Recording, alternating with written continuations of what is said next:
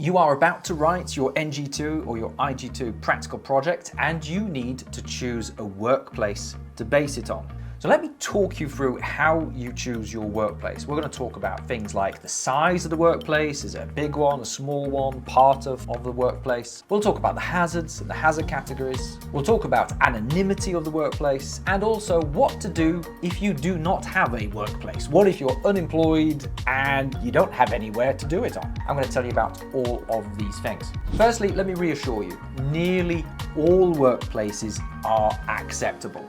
A lot of people ask me, can I do it on this? And can I do it on that? And is this one okay? Like, the answer is nearly always yes. The first thing I'm going to say is this though. We risk assess a place. We're not risk assessing an activity on your NG2 or IG2 project. If you have an engineering workshop where they do welding, I want you to risk assess the workshop, not just the welding.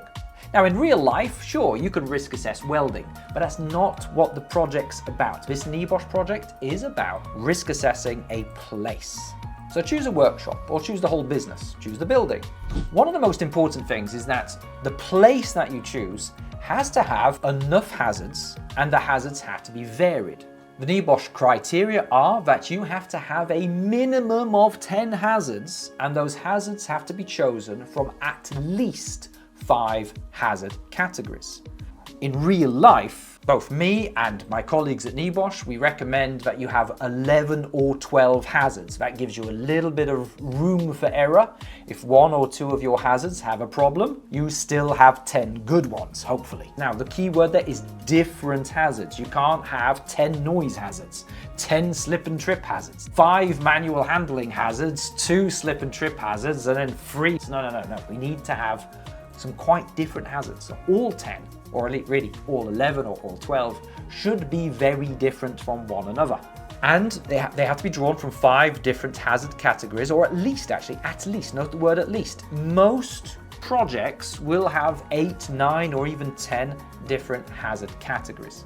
So don't think you can only choose from 5. No, have 8, have 9, have 10. It's fine. If you're watching this and you're a NEBOSH student, did you know that you have a ton of resources on the Compassa website which you can use? Many of them are very, very cheap. You've got our YouTube section here, loads of free advice here. But if you want some study books, if you want exam technique documents, exam technique guides, instructions on how to do your NG2 or IG2 practical project, you can download those at some very, very reasonable prices from our website. And if you wanted hands-on tutor support with full access to all of our tutorials, guides, me and my colleagues at the tips of your fingers, consider signing up for our NEBOSH Rescue package. You'll get access to our full course and tutor support at a heavily discounted rate. And, well, frankly, you'll struggle to find pass rates that are as consistently high anywhere else. Let's get back to the advice. Now, what are the hazard categories? Just to be clear, well, I'm going to teach you about these in another video, but here it says here, for the avoidance of doubt, I love how NEBOSH have put that, here are the hazard categories. You can only choose from these only. So let me give you an example of how we might do this. Here we're in basically a Compassa HQ. What is it? Well, it's an office. It's an office, and the corner of the room is a studio where I am. Let's assume we're doing an NG2 or IG2 project here. So let's just walk through the hazard categories. Do we have any noise hazards here? Not really, it's pretty quiet. Do we have any vibration hazards? Not really, we don't really use power tools, unless I'm doing a power tool tutorial. Do we have any radiation? We've got some heaters, I've got some lights, but it's not really that dangerous, so no. Do we have any mental health hazards? Yes, working with this lot is super stressful. Working with you lot, with all your mock exam questions and all your daft I jest. We do have a workload, we do have deadlines, we do have pressures, we've got NEBOSH rules we have to comply with. Yeah, okay, definitely got some mental health issues here.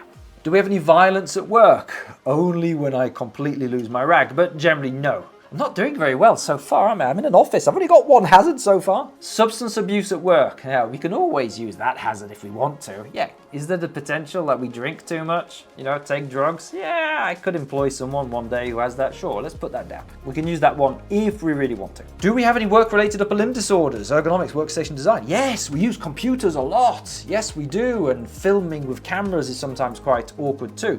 So yes, use that one. Do we have any manual handling? Yes, we do. We have to carry stuff around around. We have to carry equipment around, move desks and so on. So how many have we got so far? We've got mental health, substance abuse, work-related blood disorders, manual handling. I got 4 so far. Hazardous substances. Yes, I've got some basic cleaning supplies. I've got some air freshener, some disinfectant stuff. Great, chemicals. Do we have a biological hazard? Yes, we've got people. People bring in their coughs and colds and flus. So I think we've got 6 now. Health, welfare and work environments. Yeah, we've got some temperature issues perhaps, a little bit of cold, a little bit of heat. We're uncomfortable sometimes, so I can use that if I want to. Work at height. Yes, we've got a step ladder over there, so we can use that.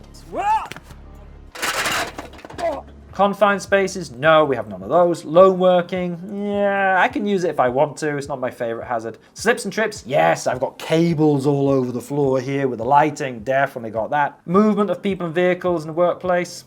I could risk assess the car park if I want to, but I'm just going to try and focus it on this office here. Work-related driving, yeah, I could extend the risk assessment to all of Compassa and all Compassa activities if I want to, but I don't think I need to. Work equipment and machinery. What have we got? Yeah, we've got scissors, we've got guillotine, your basic mechanical stuff. We've got the toolbox over there. Yes. Fire hazard. Yes. We've got electrics and cables and paperwork and archives and books. Yes. Electricity. Yes, I'm surrounded by it. Can you see how we can quite easily get 10, 11, 12 hazards? It's not that difficult at all. And you might be able to reuse the same hazard category more than once. You might have 2 work at height hazards. You might have 2 hazardous substances, 3 hazardous substances. It's all good. Now, I did mention there, do I risk assess all of Compassa or just the office? Well, you have to decide really. If you work in quite a large business, I recommend don't risk assess the whole business, just risk assess a small part of it. 1 workshop, 1 warehouse, 1 building if you have lots of buildings, or you could attach things together. If you're struggling to find enough hazards, you could say, well, I'll do the office and the kitchen and the toilets and the car park, or maybe just the office and the kitchen. In fact, you see NEBOSH do this in their example of the project. So here they've got a garage, but they don't risk assess the entire garage. They say here that their risk assessment will cover the garage and the spray booth activities. They're just going to risk assess those 2 areas. The office area has a separate risk assessment, so they're not going to risk assess the office on this one. If you have too many hazards, just make it smaller so it's manageable. If you work in a very, very safe workplace, if you work for one of these companies where everything's perfect, you might have a problem. Because we do need to have at least 3 actions, 3 possible improvements that you can make. Now, it's okay if nearly everything's perfect, that's fine, but you are going to have to think of 3 improvements to make.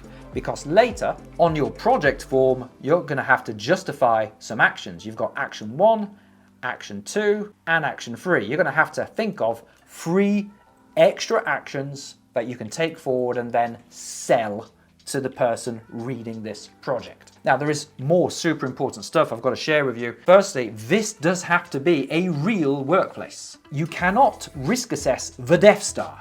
You cannot risk assess Jurassic Park. No, this must be a real place. If the examiner thinks that you've risk assessed the engineering workshop where Terminator got crushed in a power press, you're probably going to fail. And also, your risk assessment cannot be based in the past. I've seen people fail for this. They say in this section here, oh, I used to work here a year ago. You used to work here a year ago. Really? Your risk assessment has to be up to date. Legally speaking, it has to be up to date. If you're basing it on somewhere that you haven't been to for a year, it's not up to date, I'm sorry. It has to be somewhere that you can visit, so it has to be recent. And you do have to have permission to visit it and do a proper risk assessment. And when we say a proper risk assessment, you're not just standing there looking around. No, you are asking questions. A proper risk assessment involves you speaking to the people who do the work, the people who know the hazards and the risks. It involves you checking records, like accident records. It involves you checking procedures and operating manuals, and speaking to managers and asking them, what can hurt you here? What's the risk there? What do you do to prevent people from being hurt? What more can you do? And it requires you to come up with some actions and deadlines and put job titles in there. And I've known people who've basically just gone to their local shop or their gym and just stood around pretending to do a risk assessment, but they don't have permission to do the risk assessment, so they can't ask any questions, they can't make any inquiries, they can't do a proper check, as the HSE say. So I'm afraid your risk assessment isn't really fit for purpose. It's not suitable and sufficient. Therefore, it's not legal and it's not good enough to pass. Has permission. I did this once. I went to a local pets at home shop. Many years ago, I went to my pets at home shop. I used to buy food there all the time for my guinea pigs and rabbits. Sadly, they've passed away. There's a whole story about how I put a dead rabbit in a freezer once, and then the wife found it. She didn't know the rabbit had died. Anyway, that's another story for another video. But I asked them, said, can I do a risk assessment here so I can pass this course? And they said, ooh, don't know if we want you to do that. You might get us into trouble. Like, why? Are you breaking the law or something? Like, why are you scared? So I had to promise them that I would keep it anonymous. And yes, the NEBOSH guidance does allow you to keep it anonymous. It says here, you can hide the name and location of your organization if you like for confidentiality by using false details, but everything else needs to be factual. So yes, if you work on a secret military site, and I've known a few of you do that before, places where you're literally making nuclear weapons and missiles to be shipped off to some country somewhere, it's all very confidential. Like, just give us a fake location and a fake name, but everything else has to be factual. So what do you do if you do not have a workplace? What if you're unemployed? Well, here are some suggestions, and this is what I have done in the past. For example, at Pets at Home, you could just ask around. So start by asking maybe ex-work colleagues. You have a workplace. Do you mind if I do my risk assessment at your workplace? Can you get me in? Can you get me permission to do this? You could ask your family. Maybe you have a family member who runs a business, even a small business. Maybe you could go visit a local business, a local shop.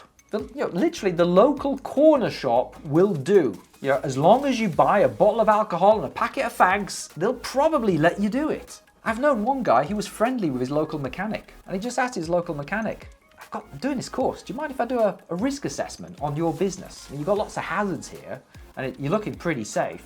I'll keep it anonymous. It would really help me out because I can pass this qualification. And the mechanic's like, yeah, whatever, mate, just do whatever you like. Just bring your car in to be repaired. That's all I want. So have a little think about what you want to base it on. Just remember that most workplaces are perfectly fine, provided you've got enough hazards, the hazards are varied, the hazards are different, and you've got at least 3 actions that you can take forward, and you do have to have permission to go there and do a proper risk assessment, asking questions, and so on. If you have any questions about how that works, please just get in touch.